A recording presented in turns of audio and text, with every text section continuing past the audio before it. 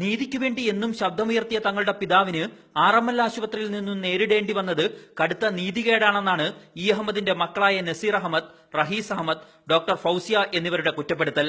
ക്രൂരമായ അതിക്രമമാണ് പിതാവിനോട് നടത്തിയത്.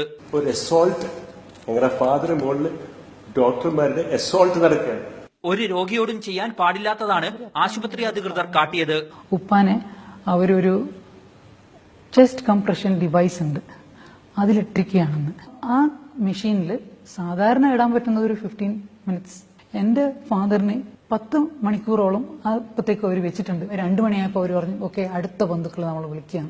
അകത്തേക്ക് പോയപ്പം ഉപ്പാന്റെ മുഖം തിരിച്ചറിയാൻ പറ്റാത്ത അവസ്ഥയിൽ അവരെ ഈ എയർ പമ്പ് ചെയ്തിട്ടാണ് ഉണ്ടായിരുന്നത്. രാജ്യത്തെ മുഴുവൻ ആരോഗ്യ വിദഗ്ധരും തലകുനിക്കേണ്ട സാഹചര്യമാണ് ഇതെന്നും മക്കൾ പറഞ്ഞു. ഇക്കാര്യത്തിൽ വിശദീകരണം വേണം. പ്രധാനമന്ത്രിയോടും നടപടി വേണമെന്ന ആവശ്യം ഉന്നയിച്ചിട്ടുണ്ട്.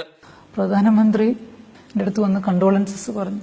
ഞാൻ ചോദിച്ചു, എനിക്ക് ഒരു കംപ്ലൈന്റ് ഉണ്ട്. RML ഹോസ്പിറ്റൽ എന്റെ ഫാദറിനെ ട്രീറ്റ് ചെയ്തത് ഉപ്പാക്ക് ഡിസേർവ് ചെയ്യുന്ന ലെവലിലുള്ള ട്രീറ്റ്മെന്റ് അല്ല. ആ ഒരു കംപ്ലൈന്റ് നിങ്ങൾ എടുക്കണം. അപ്പൊ അദ്ദേഹം തലകുലുക്കി സമ്മതിച്ചു. നീതിക്ക് വേണ്ടിയുള്ള പോരാട്ടം മുന്നോട്ട് കൊണ്ടുപോകാനാണ് മക്കളുടെ തീരുമാനം. KR Saju, media 1 Kannur.